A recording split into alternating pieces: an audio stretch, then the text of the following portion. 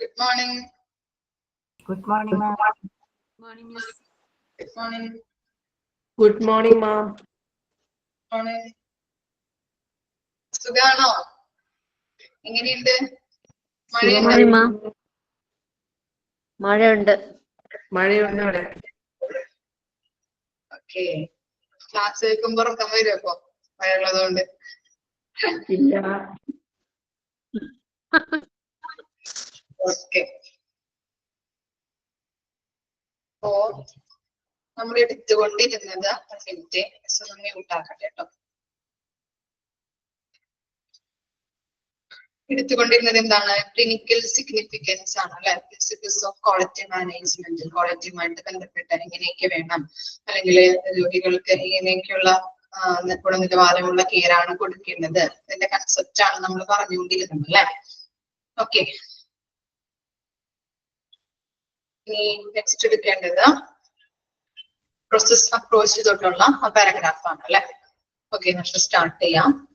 Process approach is the key to achieving a consistent desired outcome.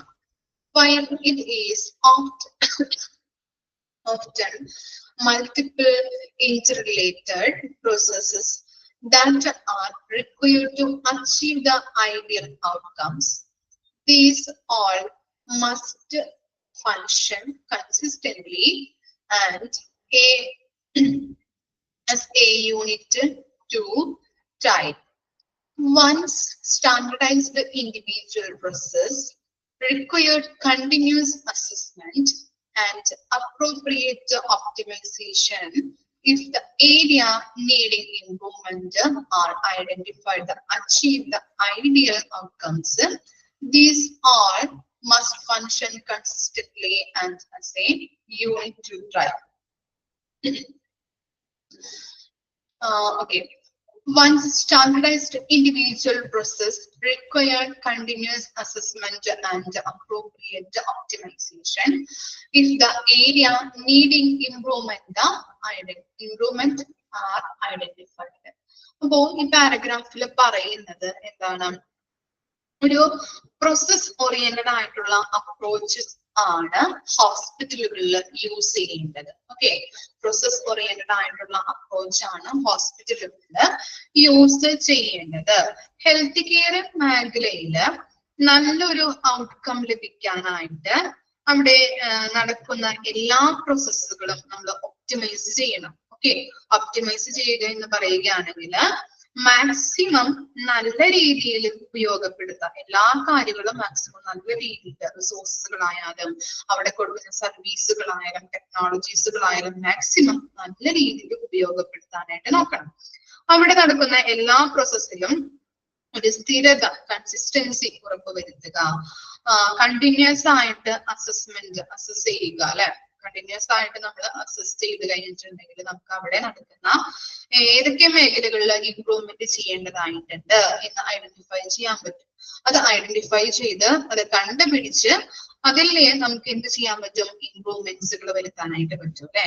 അങ്ങനെ ഇംപ്രൂവ്മെന്റ്സുകൾ വരുത്തി നമുക്ക് maximum positive outcomes ഉണ്ടാക്കാനായിട്ട് സാധിക്കുന്നുണ്ട്. അതാണ് അവിടെ പറയുന്നത്.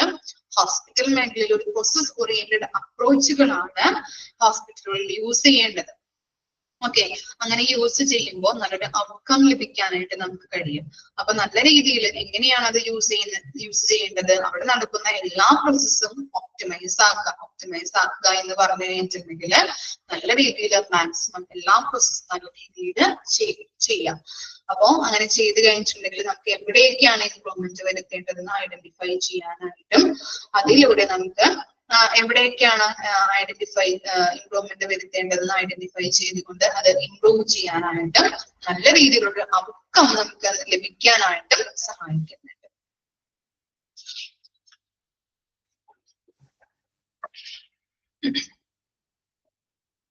ഇനി നമുക്ക് നോക്കാം, നെക്സ്റ്റ് പേജ് എടുക്കാം കേട്ടോ.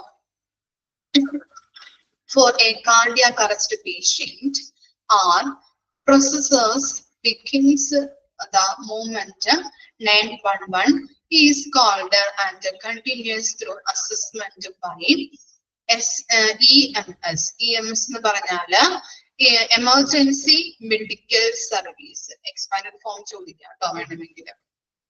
ഇതിന്റെ എക്സ്പാൻഡഡ് ഫോം എഴുതി വെക്കാം. Emergency medical service. Okay.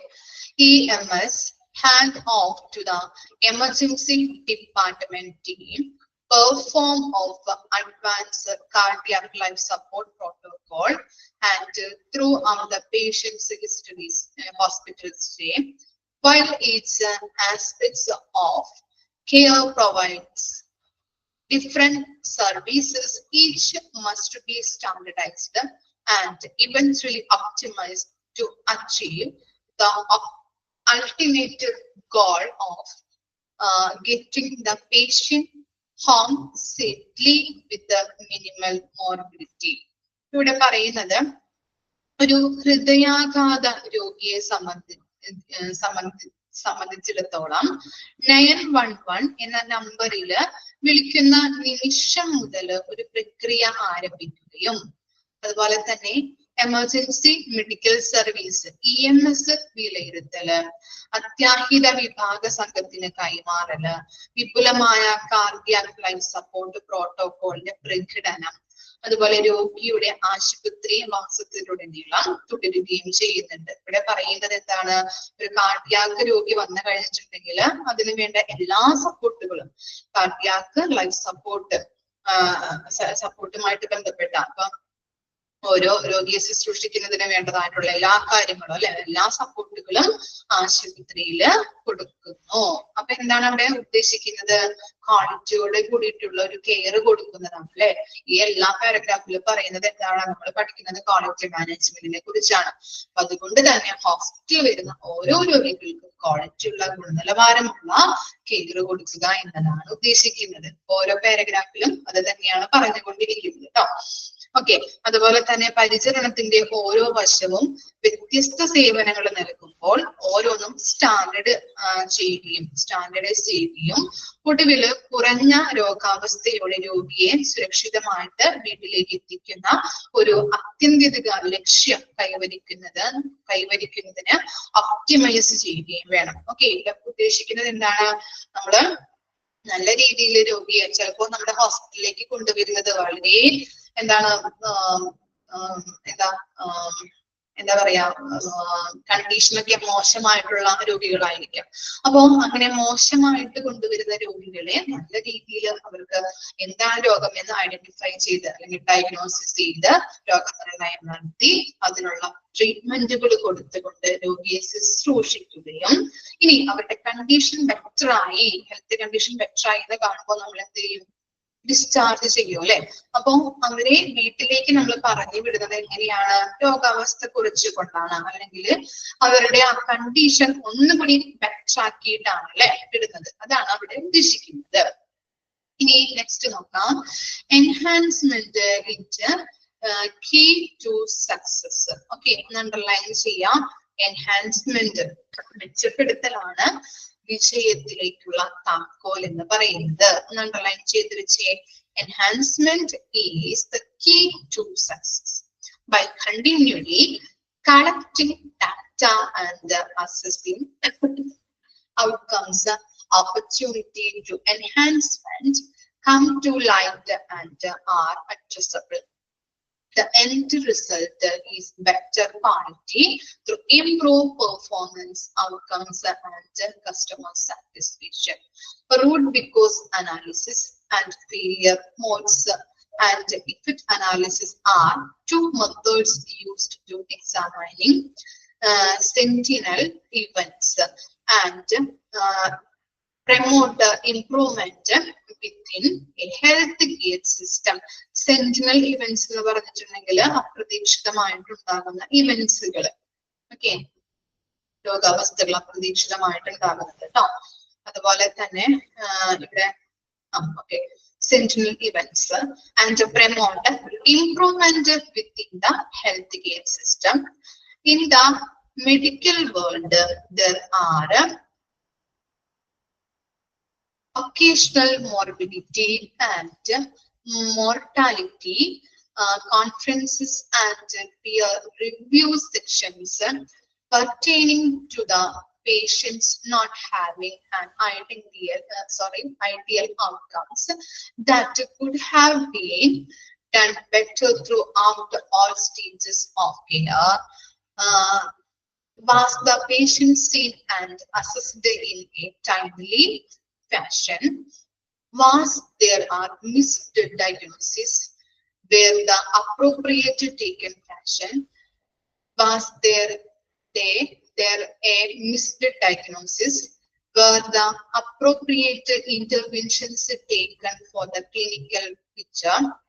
Was there a breach in the standard of care?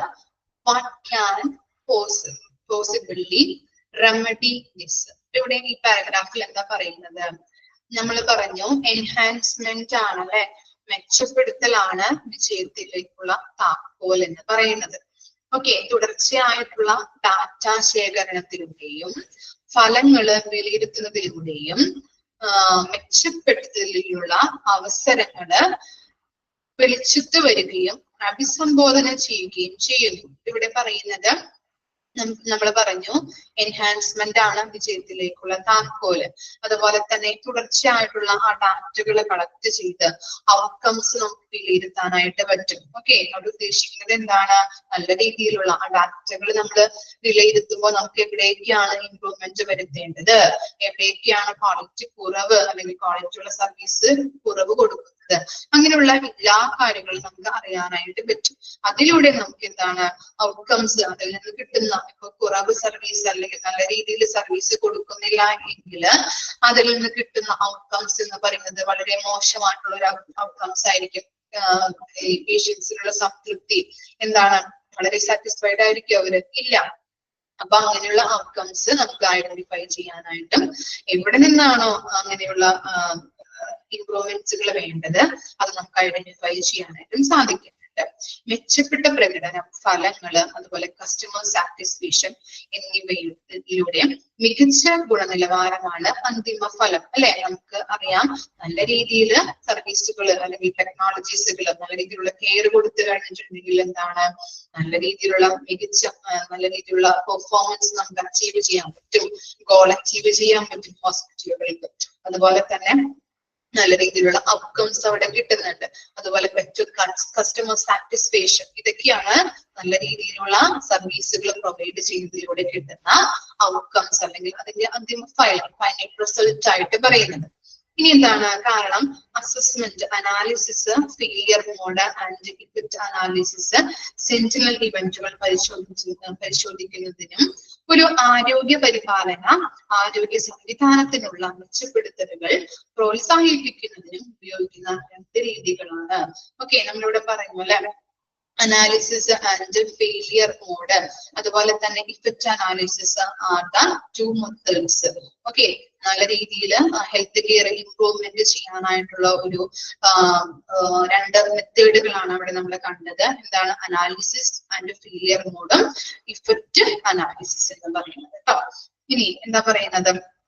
Medical ലോകത്ത് ഒരു രോഗിക്ക് അനുയോജ്യമായ ഫലം ലഭിക്കാത്തതായി ബന്ധപ്പെട്ട് ഇടയ്ക്കിടെ രോഗാവസ്ഥയും മരണകാരണങ്ങളും സംബന്ധിച്ച കോൺഫറൻസുകളും അവലോകനങ്ങളും സെക്ഷനുകളും ഉണ്ട്. അപ്പോ നമുക്കറിയാം നല്ല രീതിയിൽ രോഗികൾക്ക് നല്ല രീതിയിലുള്ള കെയർ അല്ലെങ്കിൽ ട്രീറ്റ്മെന്റ് കൊടുക്കുന്നില്ല എങ്കിൽ അതിന്റെ ഫലം എന്തായിരിക്കും? നല്ല രീതിയിൽ രോഗാവസ്ഥ കൂടാനായിട്ട് ഇടവരുന്നുണ്ട്. അതുപോലെ തന്നെ കുറെ രോഗികള് മോർട്ടാലിറ്റി റേറ്റ് മരണനിരക്ക് കൂടാനായിട്ട് ഇടവരുന്നുണ്ട്. അതുപോലെ തന്നെ നമുക്ക് എന്താണ് അങ്ങനെയുള്ള പല നമുക്ക് ഡീറ്റെയിൽസുകൾ നമുക്ക് കണ്ടെത്താനായിട്ട് പല കോൺഫറൻസുകളും പല അനാലിസിസ് വഴി നമുക്ക് കണ്ടെത്താനായിട്ട് നമുക്ക് പറ്റുന്നുണ്ട്. എങ്ങനെയൊക്കെയാണ് എന്താണ് കൂടുതൽ രോഗികൾ മരിക്കുന്നത് എന്നുള്ള കാര്യങ്ങളൊക്കെ. പരിചരണത്തിന്റെ എല്ലാ ഘട്ടങ്ങളിലും മികച്ച രീതിയിൽ എന്തു ചെയ്യാൻ കഴിയുന്നു ഒരു രോഗി വന്നു എന്നിട്ട് ഒരു രോഗി രോഗാവസ്ഥയിൽ വളരെ മോശമായിട്ടുള്ള കണ്ടീഷനിൽ വരികയാണെങ്കിൽ കുറച്ച് ക്വസ്റ്റ്യൻസ് ആണ് അവിടെ കൊടുത്തിരിക്കുന്നത് കേട്ടോ. ഇതിനുള്ള ആൻസേഴ്സുകൾ കണ്ടെത്തി കഴിയുമ്പോൾ നമുക്ക് കണ്ടെത്താനായിട്ട് പറ്റും നമ്മൾ കൊടുക്കുന്നത് നല്ല രീതിയിലുള്ള കെയറിംഗ് ആണോ ഇല്ലയോ, ക്വാളിറ്റിയുള്ള സർവീസ് ആണോ എന്നത്. അപ്പോ പരിചരണത്തിന്റെ എല്ലാ ഘട്ടങ്ങളിലും മികച്ച രീതിയിൽ എന്ത് ചെയ്യാൻ കഴിയുമായിരുന്നു ചില രോഗികൾ മരിക്കും, മരണപ്പെടാം, എന്തായിരുന്നു കാരണം, അത് അങ്ങനെയുള്ള ക്വസ്റ്റ്യൻസ്, അതേ തുടർന്നുള്ള ക്വസ്റ്റ്യൻസ് ആണ് കൊടുത്തിരിക്കുന്നത്. അപ്പോൾ പരിചരണത്തിന്റെ എല്ലാ ഘട്ടങ്ങളിലും മികച്ച രീതിയിൽ എന്ത് ചെയ്യാൻ കഴിയുമായിരുന്നു.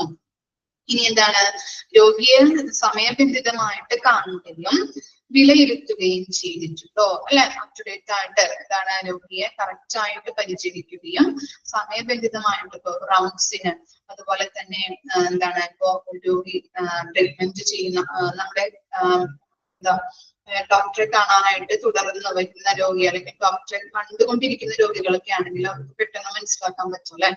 ഇപ്പോ 2 ആഴ്ച കഴിഞ്ഞ് വരാൻ പറയും, അല്ലെങ്കിൽ 1 മാസം കഴിഞ്ഞ് വരാൻ പറയും. അപ്പൊ അവരുടെ കണ്ടീഷനൊക്കെ ഡോക്ടേഴ്സിന് അറിയാൻ പറ്റും.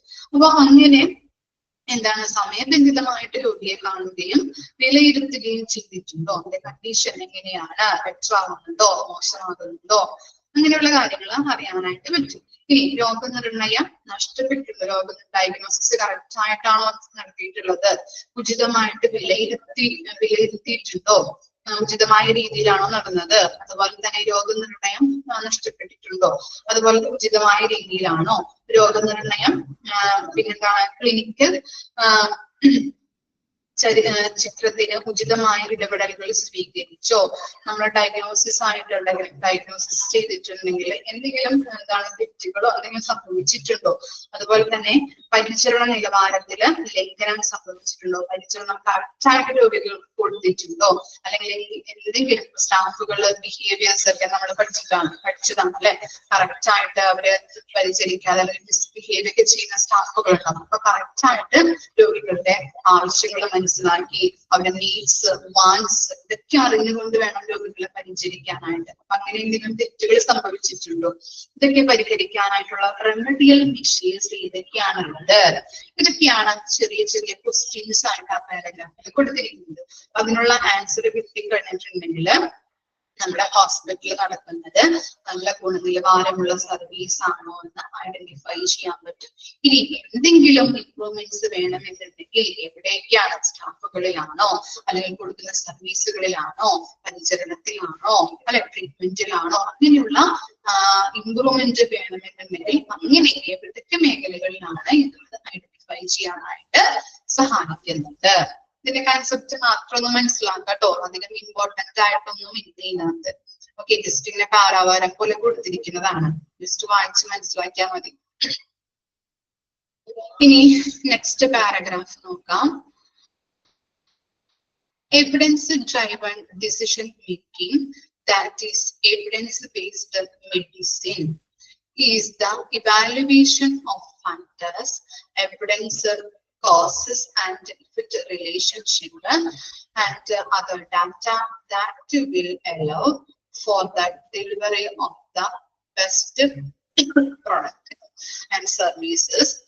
By basing decisions on facts, processes can be standardized, which is more likely to produce consistent and desired result. After changing process, it is important to continue to monitor outcome to determine whether corrective actions is reaching at the desired end point. By repeating this cycle and sharing result with their healthcare institution, quality care and ideal outcomes can be widely replicated. For example, level 1 trauma centers have in-course house trauma and immediate access to this physician, reduce cost, time to intervention and hospital neurosurgeons around the clock to ensure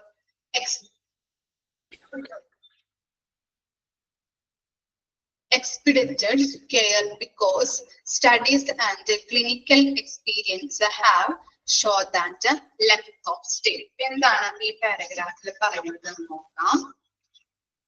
തെളിവുകള് അടിസ്ഥാനമാക്കിയുള്ള തീരുമാനമെടുക്കല് എന്നത് അല്ലെങ്കിൽ എന്താണ് evidence driven decision making എന്ന് പറയുന്നത് എന്താണ്?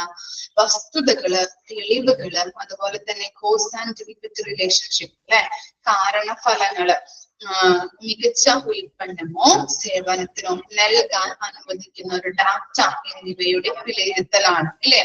ഉൽപ്പന്നത്തിനോ അതുപോലെ തന്നെ സർവീസോ ആകാം അത് ഡെലിവറി ചെയ്യുമ്പോൾ ഇതിന്റെ എന്താണ് കുറെ അധികം എന്താണ് കാരണഫലങ്ങള്, ഈ വസ്തുതകള്, ഫാക്ടുകള്, എവിഡൻസുകള്, cause and effect relationship, other datas, ഇതിനൊക്കെ അടിസ്ഥാനമാക്കിയിട്ടാണ് നമ്മൾ തീരുമാനമെടുക്കുന്നത്.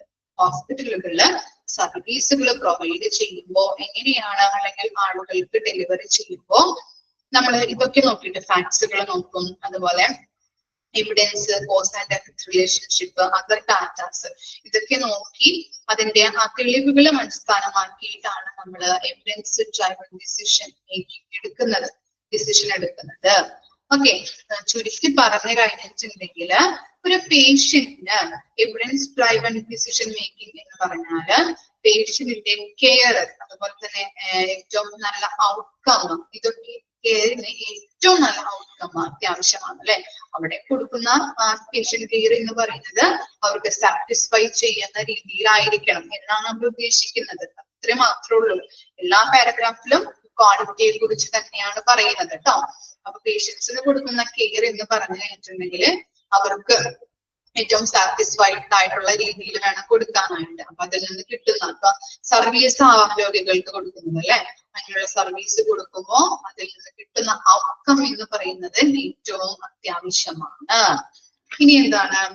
By passing decision on facts process can be standardized by which is more likely to produce consistent and decide result അല്ലെ. വസ്തുക്കളെ അടിസ്ഥാനമാക്കിയുള്ള തീരുമാനമെടുക്കലിലൂടെ ഈ പ്രോസസ്സ് മാനദണ്ഡമാക്കാനായിട്ട് കഴിയും. അതുപോലെ തന്നെ ഇത് സ്ഥിരവും കൺസിസ്റ്റന്റും ആവശ്യമുള്ളതുമായ ഫലങ്ങൾ നൽകാനായിട്ട് കൂടുതൽ സാധ്യതകളുണ്ട്. പ്രക്രിയകള് മാറ്റിയ ശേഷം പ്രോസസ്സ് മാറ്റിയ ശേഷം തിരുത്തൽ പ്രവർത്തനം ആവശ്യമുള്ള അന്തിമ ബിന്ദുവിൽ എത്തുന്നുണ്ടോ എന്ന് നിർണയിക്കാൻ ഫലങ്ങൾ നിരീക്ഷിക്കുന്നത് തുടരേണ്ട ഒരു പ്രധാനമാണ്. തുടരേണ്ടത് ഒരു പ്രധാനമാണെന്നാണ് പറയുന്നത്. എന്താണ് അത് ഉദ്ദേശിക്കുന്നത്? നമ്മള് ഹോസ്പിറ്റലുകളിൽ കൊടുക്കുന്ന ഓരോ സർവീസും ഓരോ പ്രോസസ് വൈസ് ആയിരിക്കും ഓരോ സർവീസുകളും കൊടുക്കുന്നത് അല്ലെ. അങ്ങനെ ആ സർവീസുകൾ കൊടുക്കുമ്പോൾ അതിന്റെ എന്താണ് ഫൈനൽ റിസൾട്ട് നമ്മൾ എപ്പോഴും ഇവാലുവേറ്റ് ചെയ്യണം, അല്ലെങ്കിൽ ഒബ്സർവ് ചെയ്തുകൊണ്ടേയിരിക്കണം. അങ്ങനെ നിരീക്ഷിച്ചു കഴിയുകയാണെങ്കിൽ അതിൽ നിന്ന് കിട്ടുന്ന ആ റിസൾട്ട് ഔട്ട്കം നല്ല രീതിയിലാണോ എന്നുള്ളത് നമുക്ക് ഐഡന്റിഫൈ ചെയ്യാനായിട്ട് പറ്റും. ഈ ചക്രം ആവർത്തിക്കുന്നതിലൂടെ മറ്റു ആരോഗ്യ സംരക്ഷണ അവബോധങ്ങളുമായിട്ട് ഫലങ്ങൾ പങ്കിടുന്നതിലൂടെയും ഗുണനിലവാരമുള്ള പരിചരണവും ആദർശപരമായ ഫലങ്ങളും വ്യാപകമായിട്ട് ആവർത്തിക്കാനായിട്ട് കഴിയും. നമ്മൾക്ക് ഉദ്ദേശിക്കുന്നത് ഇത്രയേ ഉള്ളൂ. നമ്മൾ പറഞ്ഞ പോയിന്റ് തന്നെയാണ് ഇങ്ങനെ പറയുന്നത് കേട്ടോ. എന്താണ്? നമ്മൾ സർവീസ് കൊടുക്കുമ്പോൾ നമ്മളത് അനലൈസ് ചെയ്യണം അല്ലെ, അസസ് ചെയ്തുകൊണ്ടേയിരിക്കണം. കറക്റ്റ് ആയിട്ടാണോ, അല്ലെങ്കിൽ നല്ല കെയർ ആണോ കൊടുക്കുന്നത്. അങ്ങനെ അസസ് ചെയ്യുമ്പോൾ അവിടെ ഇംപ്രൂവ് ചെയ്യേണ്ട മേഖലകൾ നമുക്ക് ഐഡന്റിഫൈ ചെയ്യാനായിട്ട് പറ്റും. ഇനി ഇംപ്രൂവ് ചെയ്യേണ്ട മേഖലകൾ ഐഡന്റിഫൈ ചെയ്ത് കഴിഞ്ഞിട്ടുണ്ടെങ്കിൽ നമുക്കത് ഇംപ്രൂവ് ആക്കി നല്ല രീതിയിലുള്ള ഒരു ഔട്ട്കം നമുക്ക് കിട്ടുന്നുണ്ട്. ഇനി ഫോർ എക്സാമ്പിൾ അവിടെ കൊടുത്തിരിക്കുന്നത് നോക്കിയേ. ലെവൽ 1 ട്രോമ സെന്റേഴ്സുകളില് ഇൻഹൗസ് ട്രോമയും ഈ ഡോക്ടേഴ്സിലേക്കുള്ള ഉടനടി ആക്സസും കുറഞ്ഞ ചെലവും ഇടപെടലിനുള്ള സമയവും വേഗത്തിലുള്ള പരിചരണവും ഉറപ്പാക്കാനായിട്ട് ആശുപത്രി ന്യൂറോ സർജൻ 24 മണിക്കൂറും അവിടെയുണ്ട് ഇല്ലേ. ആശുപത്രി ന്യൂറോ സർജൻസ് 24 മണിക്കൂറും 7 ഡേയ്സും അവിടെ അവൈലബിൾ ആയിരിക്കും. ഇതിനു വേണ്ടിയിട്ടാണ് നല്ല രീതിയിൽ ട്രോമ പേഷ്യൻസ് ഒക്കെ വന്നു കഴിഞ്ഞിട്ടുണ്ടെങ്കിൽ അവരെ കെയർ ചെയ്യാൻ വേണ്ടിയിട്ട് അവർക്ക് എന്ത് ആവശ്യമുണ്ടെങ്കിലും അവരുടെ എന്ത് നീഡ്സ് വാണ്ട്സ് അറിഞ്ഞുകൊണ്ട് അവരെ ട്രീറ്റ്മെന്റ് നടത്താനായിട്ട് 24 hours അവൈലബിൾ ആയിരിക്കും. അപ്പൊ അവിടെ ഉദ്ദേശിക്കുന്നത് എന്താണ്? ക്വാളിറ്റി ആണ് അല്ലെ. ഓരോ ഹോസ്പിറ്റലും ഇങ്ങനെയുള്ള ന്യൂറോ സർജൻസ് 24 hours അവൈലബിൾ ആണെങ്കിൽ അവിടെ കൊടുക്കുന്നത് ക്വാളിറ്റിയുള്ള സർവീസ് ആണെന്ന് പറയാൻ പറ്റും. എന്ത് ആവശ്യം വന്നിട്ടുണ്ടെങ്കിലും എന്താണ് ഉടനടി അവരെ നമുക്ക് ആക്സസ് ചെയ്യാനായിട്ട് സാധിക്കുന്നുണ്ട്. ഇനി ഓക്കെ, പിന്നെ എന്താണ് ഇനി നെക്സ്റ്റ് പാരഗ്രാഫ് നോക്കാം. ഇത്രയും കാര്യങ്ങളാണ് ഈ പാരഗ്രാഫിൽ പറയുന്നത്. Okay, relationship management is essential for an organization to thrive. Support relationship with the suppliers, retailers, monetary providers, and partners must be maintained, as well as a common understanding of the goals across all parties. Shared goals and understanding also ensure a reliable supply chain to allow the institutions to deliver high quality care to its patients consistently. For instance, donation to a hospital allow a new interventional radiology suite to be built with the highest level of technology so that the patient can be assessed quicker and the provider have more space and resources for treatment. ഇത് പറയുന്നത് ഒരു സ്ഥാപനം അഭിവൃദ്ധി പ്രാപിക്കുന്നതിന് relationship അത്യാവശ്യമാണ് അല്ലെ. നമുക്കറിയാം ഒരു ഹോസ്പിറ്റലില് കുറേ അധികം സ്റ്റാഫുകളുണ്ട്. അവിടുത്തെ പ്രവർത്തനങ്ങൾ നല്ല രീതിയിൽ പ്രവർത്തിക്കുന്നതിന് വേണ്ടിയിട്ട് അവരുടെ എന്ത് ആവശ്യമായിട്ട് വരുന്നുണ്ട്, കോർഡിനേഷൻ ആവശ്യമായിട്ട് വരുന്നുണ്ട് അല്ലെ. അല്ലെങ്കിൽ എന്താണ്, ഇപ്പൊ ഒരാള് മാറി അല്ലെങ്കിൽ മറ്റൊരു വിഭാഗം മാറി നിന്ന് കഴിഞ്ഞാൽ, ഓരോ ഡിപ്പാർട്ട്മെന്റ് വൈസ് മാറി നിന്ന് കഴിഞ്ഞിട്ടുണ്ടെങ്കിൽ നല്ല രീതിയിൽ അവിടുത്തെ ഡേ ടു ഡേ പ്രവർത്തനങ്ങൾ നടക്കുമോ? ഇല്ല. എല്ലാവരും ഒരുമിച്ച് നിന്ന് കോർഡിനേറ്റ് ചെയ്ത് നല്ല രീതിയിൽ പ്രവർത്തിക്കുകയാണെങ്കിലാണ് അവിടുത്തെ നല്ല രീതിയിലുള്ള പ്രവർത്തനം നടക്കുകയുള്ളൂ അല്ലെ. ഓക്കെ, ഇനി എന്താണ് സപ്ലയേഴ്സ്, റീറ്റെയിൽസ്, അതുപോലെ സാമ്പത്തിക ദാതാക്കള്, പങ്കാളികള് എന്നിവരുമായിട്ടുള്ള പിന്തുണ ഫ്രണ്ട്ഷിപ്പുകൾ നിലനിർത്തുന്നതിനോടൊപ്പം എല്ലാ കക്ഷികളിലും ലക്ഷ്യങ്ങളെ കുറിച്ചുള്ള പൊതുവായ ധാരണയും ഉണ്ടായിരിക്കണം. എല്ലാവർക്കും പൊതുവായ ധാരണ ഉണ്ടായിരിക്കണം. പങ്കിട്ടതും മനസ്സിലാക്കിയതും വിശ്വസനീയമായ ഒരു വിതരണ ശൃംഖല ഉറപ്പാക്കുന്നുണ്ട്. അതുപോലെ എന്താണ്, ഒരു എക്സാമ്പിൾ ആണ് ഇവിടെ കൊടുത്തിരിക്കുന്നത്. ഒരു ആശുപത്രിയിലേക്കുള്ള സന്ദർശനങ്ങള് ഉയർന്ന ഗുണനിലവാരമുള്ള സാമ്പത്തിക വിദ്യ യൂസ് ചെയ്തുകൊണ്ട് ഒരു പുതിയ ഇന്റർവെൻഷണൽ റേഡിയോളജി സ്യൂട്ട് എന്ന് പറഞ്ഞു കഴിഞ്ഞിട്ടുണ്ടെങ്കിൽ സ്പെഷ്യലൈസ്ഡ് മെഡിക്കൽ ഫെസിലിറ്റീസ് ആണ്. ഓക്കെ, സൗകര്യങ്ങൾ, സ്പെഷ്യലൈസ്ഡ് ആയിട്ടുള്ള സർവീസുകൾ. അപ്പോൾ അത് നിർമ്മിക്കാനായിട്ട് അനുവദിക്കുകയും അതുവഴി രോഗികൾക്ക് വേഗത്തിൽ പ്രവേശനം ലഭിക്കുകയും കൂടാതെ പ്രൊവൈഡർമാർക്ക് ചികിത്സയ്ക്കായിട്ട് കൂടുതൽ സ്ഥലവും വിഭവങ്ങളും ലഭിക്കാനായിട്ട് ഇടവരുന്നുണ്ട്. ഉദ്ദേശിക്കുന്നത് ഇത്രയേ ഉള്ളൂ. നല്ല രീതിയിൽ ഹോസ്പിറ്റലിൽ നല്ല രീതിയിൽ ഒരു ഹൈ ലെവൽ പെർഫോമൻസ് നടക്കണമെങ്കിൽ എന്താണ്, അവിടുത്തെ ആളുകൾ കൂട്ടായിട്ട് നിന്ന് കോർഡിനേറ്റ് ചെയ്തുകൊണ്ട് എല്ലാ രീതികളും എല്ലാവരും എല്ലാ മേഖലകളിലും നല്ല രീതിയിൽ കോർഡിനേറ്റ് ചെയ്ത് പ്രവർത്തിക്കണം. എന്നാൽ മാത്രമാണ് നല്ല രീതിയിലുള്ള ഒരു ബെറ്റർ ഔട്ട്കം നമുക്ക് കിട്ടുകയുള്ളൂ. നല്ല രീതിയിലുള്ള ഒരു കെയർ, ഗുണനിലവാരമുള്ള ക്വാളിറ്റി കെയർ ആളുകളിലേക്ക് എത്തിക്കാനായിട്ട് പറ്റുള്ളൂ. അതുപോലെ തന്നെ ഒരു സ്പെഷ്യലൈസ്ഡ് സർവീസസ് അല്ലെ, ഇന്റർനാഷണൽ റേഡിയോളജി സ്യൂട്ട്, അങ്ങനെയുള്ള സ്പെഷ്യലൈസ്ഡ് ആയിട്ടുള്ള മെഡിക്കൽ ഫെസിലിറ്റീസും ആളുകൾക്ക് പ്രൊവൈഡ് ചെയ്യാനായിട്ട് ഇടവരുന്നുണ്ട്. അങ്ങനെ നല്ല രീതിയിൽ ആളുകൾക്ക് രോഗം മാറി ഒരു ബെറ്റർ കണ്ടീഷനിലേക്ക് അവരുടെ ജീവിതം മറിക്കാനായിട്ട് സാധിക്കുകയും അങ്ങനെ നല്ല രീതിയിലുള്ള കെയർ കൊടുക്കണമെങ്കിൽ അവിടുത്തെ വർക്ക് ചെയ്യുന്ന ആളുകൾക്ക് എന്തൊക്കെ ആവശ്യമായിട്ട് വരുന്നുണ്ട്, എന്താണ് സൗകര്യങ്ങൾ അല്ലെ, ഫെസിലിറ്റീസ്, വിഭവങ്ങൾ, റിസോഴ്സുകൾ, സ്പേസുകൾ, അങ്ങനെ എല്ലാ കാര്യങ്ങളും അവർക്ക് ആവശ്യമായിട്ട് വരുന്നുണ്ട്. അങ്ങനെയുള്ള എല്ലാ വിഭവങ്ങളും ഈ പ്രൊവൈഡർമാർക്ക്, ഹെൽത്ത് കെയർ പ്രൊവൈഡർമാർക്ക് കൊടുക്കുന്നതിലൂടെ അവർക്ക് രോഗികൾക്ക് നല്ല ഗുണനിലവാരമുള്ള കെയർ കൊടുക്കാനായിട്ട് ഇടവരുന്നുണ്ട്. ഓക്കെ, നമ്മുടെ ചാപ്റ്റർ കംപ്ലീറ്റ് ആയിട്ടുണ്ട്. ഇത്രയും വരെയാണ് നമ്മുടെ എന്ത് വരുന്നത്, ക്വാളിറ്റി മാനേജ്മെന്റ്.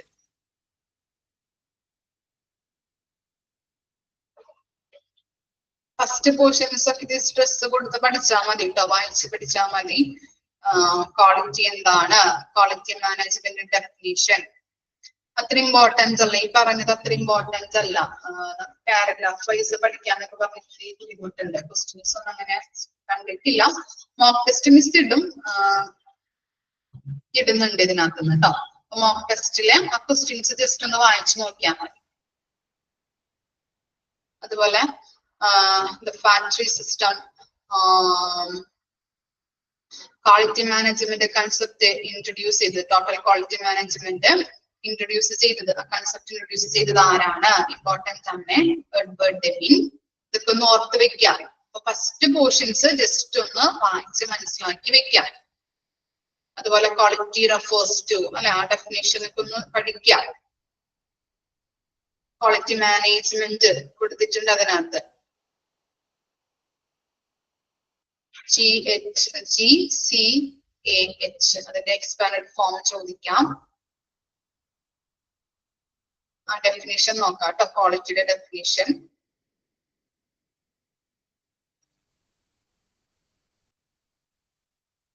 ക്വാളിറ്റി മാനേജ്മെന്റ് എന്താണ്? ഫോർ മെയിൻ കമ്പോണൻസ് ഏതൊക്കെയാണ് ചോദിക്കാം. Quality assurance means, okay. Quality planning എന്താണെന്ന് നോക്കാം, കൺട്രോൾ എന്താണെന്ന് നോക്കാം, ക്വാളിറ്റി അഷുറൻസ് നിർബന്ധമായിട്ട് പഠിക്കാം കേട്ടോ. അതുപോലെ ക്വാളിറ്റി ഇംപ്രൂവ്മെന്റ് എന്താണെന്ന് നോക്കാം. അതുപോലെ ഈ ഫോർമുലാസ് ഒന്ന് ഓർത്ത് വെക്കാം. GMP അതിന്റെ ഫുൾ ഫോം എന്താണ്? ഇനി ക്വാളിറ്റി അഷുറൻസിന്റെ പർപ്പസ് എന്താണ്, പ്രിൻസിപ്പിൾ എന്താണെന്നുള്ളതൊക്കെ ഒന്ന് ഓർത്ത് വെക്കാം. ഏതെങ്കിലും ഒരെണ്ണം പഠിച്ചാൽ മതി. അപ്പൊ പർപ്പസ് കണ്ടിട്ടുണ്ടെങ്കിൽ നമുക്ക് ഐഡന്റിഫൈ ചെയ്യാൻ പറ്റും. ബാക്കി പ്രിൻസിപ്പിൾ ആണെന്നുള്ളത് ഐഡന്റിഫൈ ചെയ്യാൻ പറ്റും. എന്തെങ്കിലും ഒരെണ്ണം പഠിച്ചു വെക്കാം കൃത്യമാണ് എല്ലാ പോയിന്റ്സ്. ISO അതിന്റെ ഫുൾ ഫോം. ബാക്കി ജസ്റ്റ് ആ പാരഗ്രാഫുകളൊക്കെ ഒന്ന് ജസ്റ്റ് ഒന്ന് വായിച്ച് മനസ്സിലാക്കിയാൽ മതി കേട്ടോ. ഓക്കെ, ഇത്രയും കാര്യങ്ങളാണ് വരുന്നത്. ചാപ്റ്റർ കംപ്ലീറ്റ് ആയിട്ടുണ്ട്. ജസ്റ്റ് ഒന്ന് വായിച്ചു നോക്കിയേ. ഇപ്പൊ പറഞ്ഞ കാര്യങ്ങൾ ജസ്റ്റ് ഒന്ന് വായിച്ചു നോക്കാം.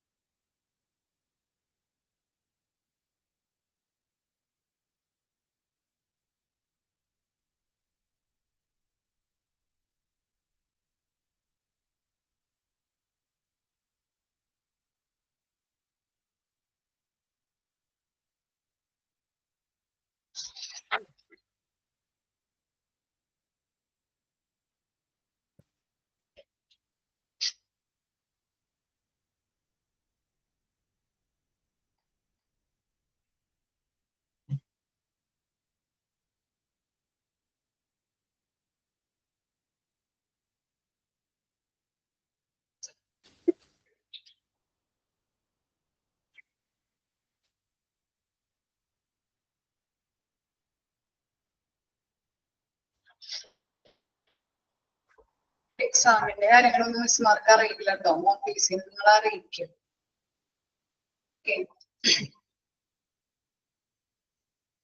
വായിച്ച് മനസ്സിലാക്കിയോ? ഇനി നെക്സ്റ്റ് എടുക്കാൻ പോകുന്ന ചാപ്റ്റർ എന്ന് പറയുന്നത് chapter 7 hospital emergency code. Page number just ഒന്ന് പറഞ്ഞു കൊടുക്കാം കേട്ടോ.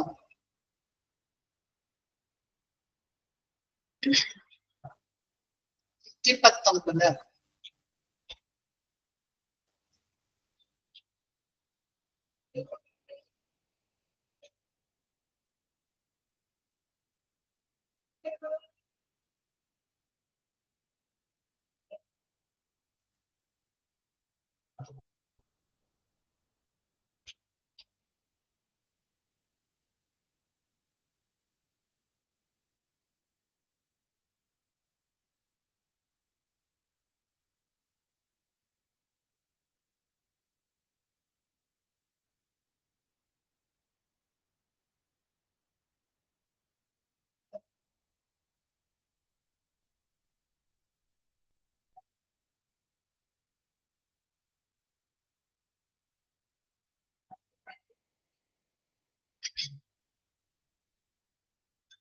ഓക്കെ, ഹോസ്പിറ്റൽ എമർജൻസി കോഴ്സ് കേട്ടിട്ടുണ്ടോ നിങ്ങള്? എമർജൻസി കോഴ്സിനെ കുറിച്ച് ഉണ്ട്. എന്താണ് കേട്ടിരിക്കുന്നത്? ആർക്കും എന്താ അറിയാം?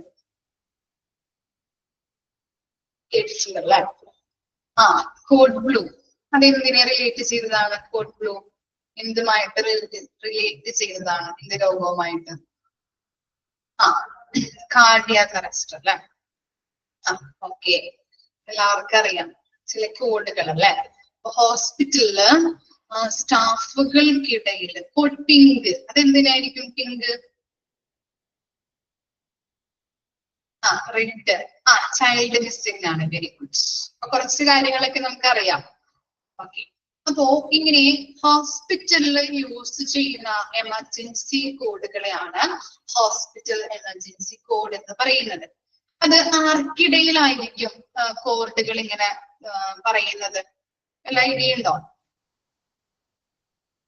സ്റ്റാഫുകൾക്കിടയിലാണ് അല്ലെ? ഓക്കെ, അപ്പൊ എന്തുകൊണ്ടാവാം ഇങ്ങനെ അവിടെ വരുന്ന പേഷ്യൻസിനോട് ഇങ്ങനെ കോഡുകൾ പറയാത്തത്, അല്ലെങ്കിൽ അവർക്ക് അലേർട്ട് കൊടുക്കാത്തത് എന്തുകൊണ്ടാവാം?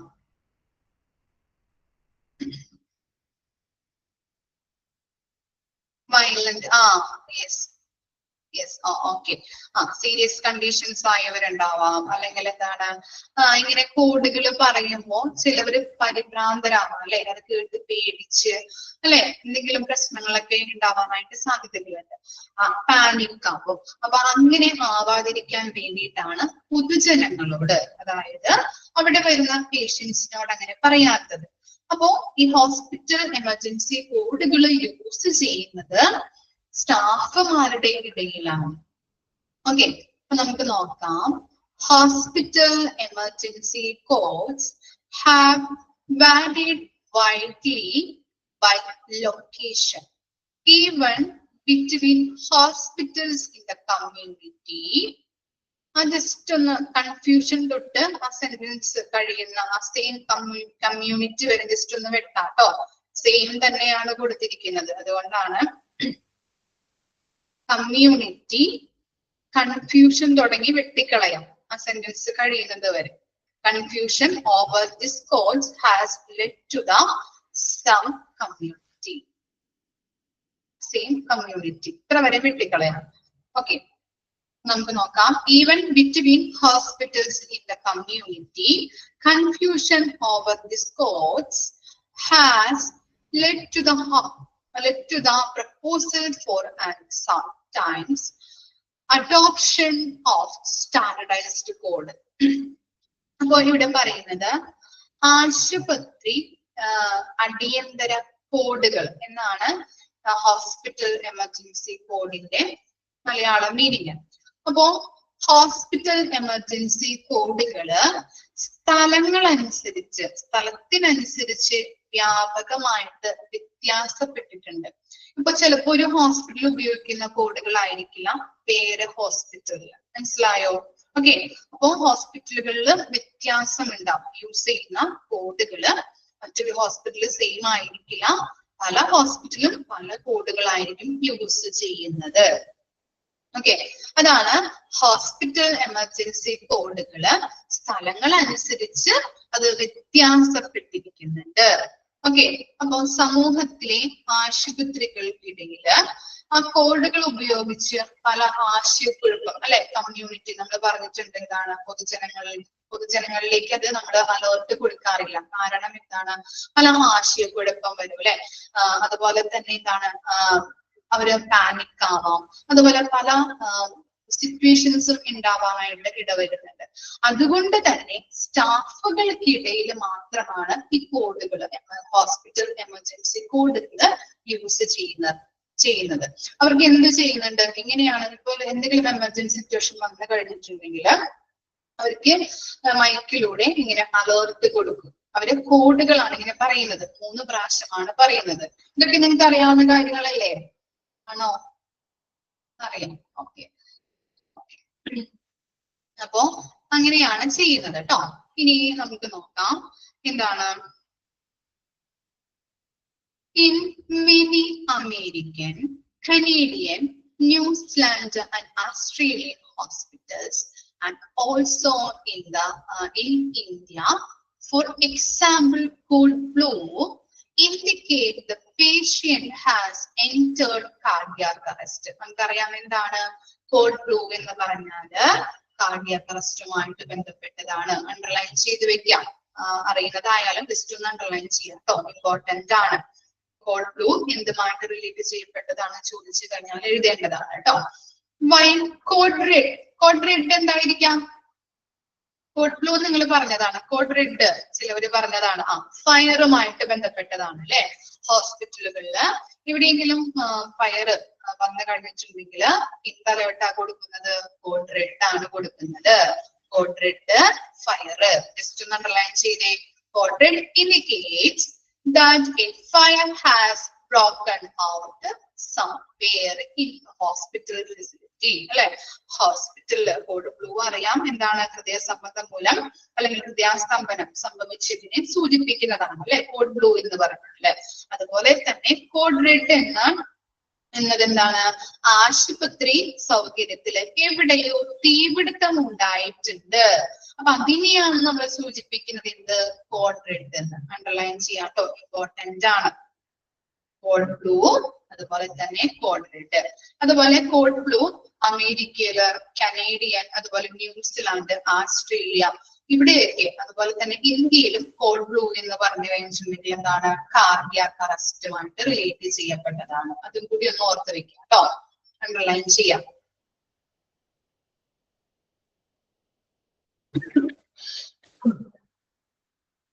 പാരഗ്രാഫ് ഓക്കെ ആണോ? ഒന്ന് വായിച്ചു നോക്കി. 3 കാര്യങ്ങളാണ് ഞാൻ പറഞ്ഞത് ഇമ്പോർട്ടന്റ് ആയിട്ടുള്ളത്. അമേരിക്കൻ, കനേഡിയൻ, ആ പാരഗ്രാഫ് ഒന്ന് അണ്ടർലൈൻ ചെയ്യാട്ടോ ഞാൻ പറയുന്നത്. American, Canadian, New Zealand and Australian hospitals and also in India, for example, cold flu indicate the patient has entered cardiac arrest. And while code red indicate that the fire has broken out somewhere in hospital facility. അത്രയും കാര്യം first പാരഗ്രാഫില് underline ചെയ്ത് വെക്കാം. വായിച്ചു നോക്കി first paragraph.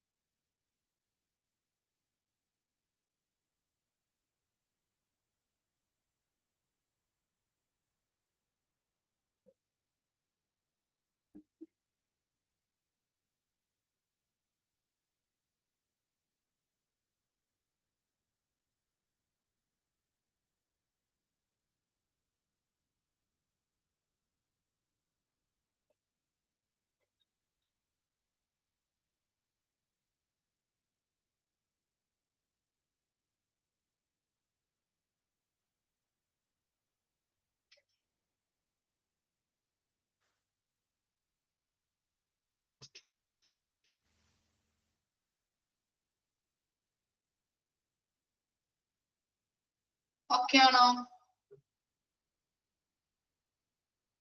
Okay, ഇനി next paragraph കൂടി നമുക്ക് നോക്കിയിട്ട് വൈൻഡപ്പ് ചെയ്യാം കേട്ടോ. Hospital emergency codes are coded Message often announced over a public address system of a hospital to alert staffs to various classes of on-site emergencies. ഒന്ന് underline ചെയ്ത് വെച്ചേ. എന്താണ് ഹോസ്പിറ്റൽ എമർജൻസീസ് കോഡ്സ് എന്ന് പറഞ്ഞിട്ടുണ്ടെങ്കിൽ ആശുപത്രിയിലെ അടിയന്തര സാഹചര്യങ്ങളെ കുറിച്ച് ജീവനക്കാരെ അറിയിക്കുന്നതിനായിട്ട് ആശുപത്രിയിലെ പൊതു സംവിധാനത്തിലൂടെ എപ്പോഴും പ്രഖ്യാപിക്കുന്ന കോഡുകൾ നമ്മൾ സന്ദേശങ്ങളായിട്ട് ഇങ്ങനെ പ്രഖ്യാപിച്ചുകൊണ്ടിരിക്കും. ചിലപ്പോ മൈക്കിലൂടെ ആയിരിക്കും നമ്മൾ പറയുന്നത്. എന്താണ് ഇങ്ങനെ കോഡ് നമ്മൾ പറയും. കാർഡിയാക് അറസ്റ്റുമായിട്ട് ഒരു പേഷ്യൻസ് എമർജൻസി ആയിട്ട് വന്നു കഴിഞ്ഞിട്ടുണ്ടെങ്കിൽ എന്ത് ചെയ്യാം? സ്റ്റാഫുകളെ നമ്മൾ അറിയിക്കണം അല്ലെ.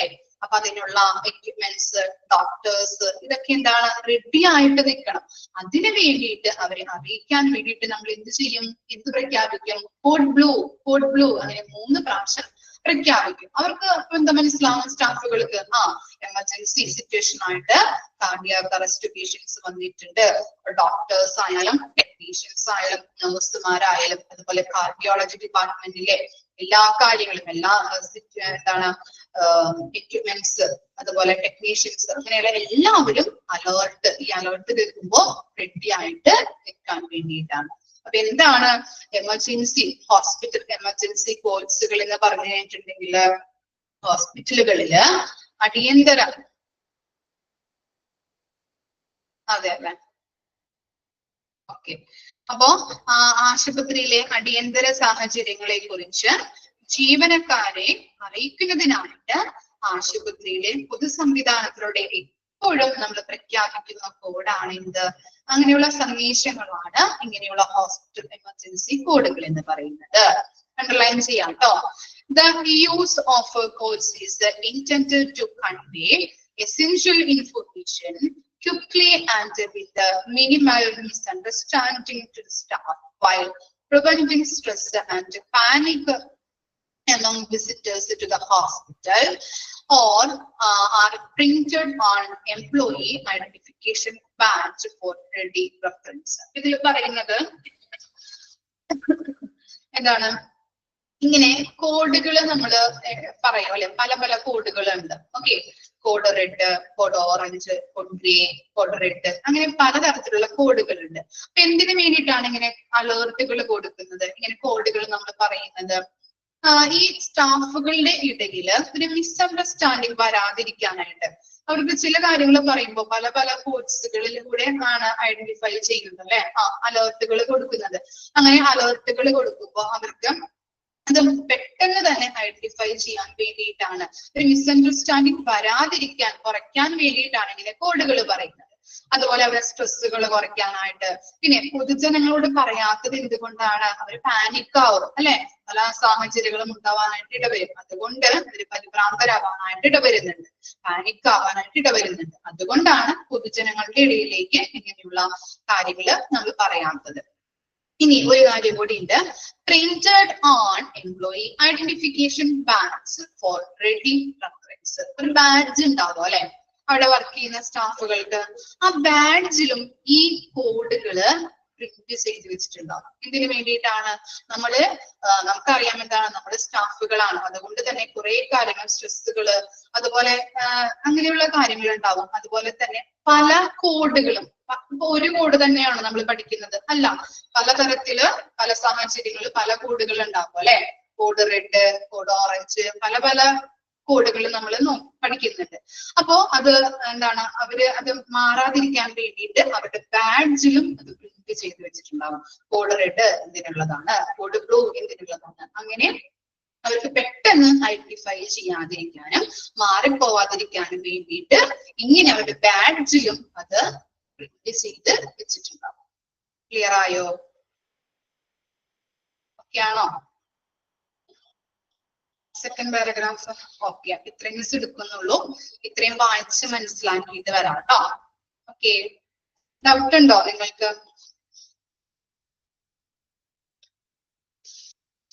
Okay, thank you.